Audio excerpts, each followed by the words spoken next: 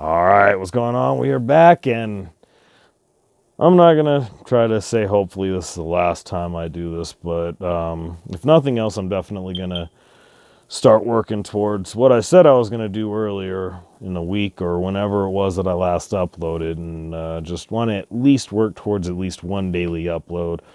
And that's what I'm going to start focusing on. I'm pretty sure I'll do more than just that, but especially on days like today where I'm off. And I really don't have a whole lot of anything else going on. But either way, just going to get back on the ball. And what better way to start than to talk about the news of the day? Vance Joseph is back as the defensive coordinator of the Denver Broncos. Now, this is interesting because he is also the former head coach of the Denver Broncos. And I got to say, it's really, really wild that this is the case because honestly, I felt like he had a decent shot at getting a head coaching job. He wasn't a major candidate, but I wouldn't have ruled him out in a lot of cases, depending on where he went. And even if not that, he certainly could have been good on a lateral move to somewhere in need of a defensive coordinator, but I wasn't expecting it to be back here of all places, but when you're working under Sean Payton, a lot of things change. That being said, it's going to be real interesting to see what that's like. I tried looking up numbers before recording this. There are a lot of things about that I didn't really care to deal with on that, so I'm not going to go over that, and to be perfectly honest, none of that's really and truly going to be indicative of what he actually accomplishes in this new go-round with the Broncos. Honestly, I would say as far as expectations, well, that's going to be the tricky part right there. I'm honestly not sure what I honestly expect as far as him being the defensive coordinator. Now, having that be his full focus rather than being the head coach in overall, it certainly changes a whole lot because, again, your focus is specific to one particular category, obviously. And in this case, I'm going to think that it's very likely to work out. I mean, we'll see. We can't look at anything about Arizona to be indicative, at least not this last year, which seems to have been the worst of his 4 years there under Cliff Kingsbury. Honestly, I say that largely for the fact that I feel like it seemed inevitable this is what was going to happen as far as the Cardinals were concerned. And it's really wild having been there the last 9 years and having watched them as up close as I have. I mean, they did a lot of good things, just not a lot of great things. And that's kind of the same thing that you could say to really and truly describe Vance Joseph's tenure as the Broncos head coach. There were some good things, but definitely not great.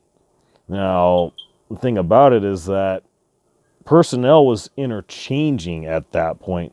So it wasn't like you were getting the best of the holdovers from Super Bowl 50. I mean, there were a lot of changes. There were a lot of guys that left, especially that following year, which was still under the Kubiak regime.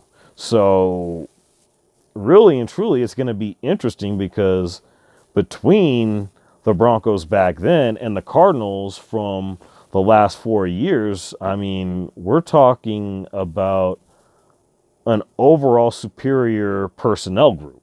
I mean, that's just the bottom line right there. So I'm going to be really interested to see what he's going to be able to do with that. I mean, it's real wild because it was between him, apparently, and Sean Desai of the Seattle Seahawks, who is linked to the Chicago Bears during the Matt Nagy days.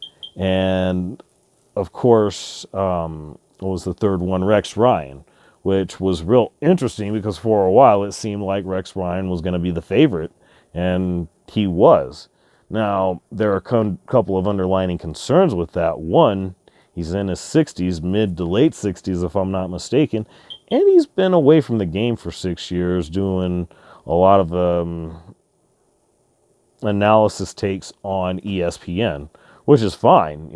I don't really have anything against that. I mean, if we're being perfectly fair, Sean Payton spent, what was that, at least 2-3 years away? I mean, that's not quite as long. And of course, Sean Payton isn't necessarily as old as Rex Ryan, but, I mean, there's something to be said for that sort of thing.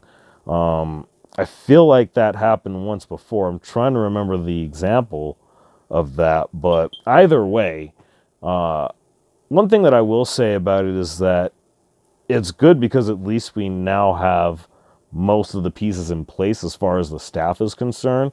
It's really going to be interesting to see how it all unfolds. It's also going to be interesting because you got free agency coming up, and one interesting aspect of that is Draymond Jones. And I've seen a couple of videos where it's being talked about because, he's eligible to have the franchise tag placed on him.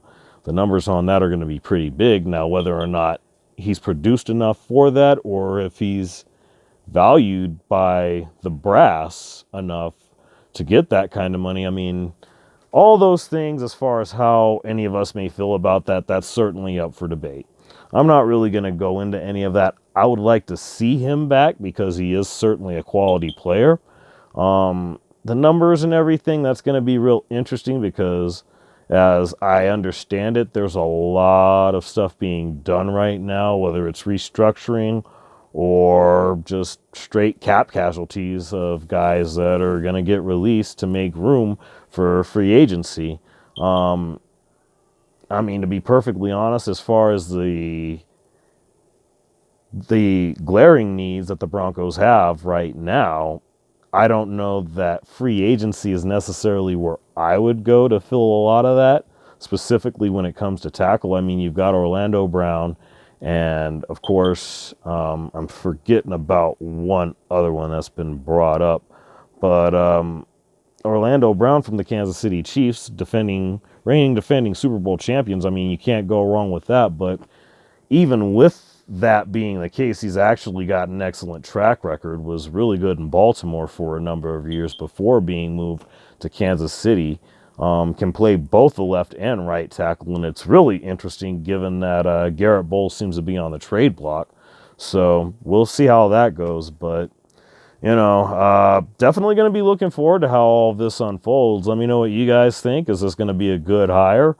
Would you have gone a different direction, or are you willing to trust Sean Payton? And let's see what he's able to make of it. But that being said, again, let me know what you guys think down below. Like, share, subscribe. You know how all that goes. Thanks for being here. I'll be back.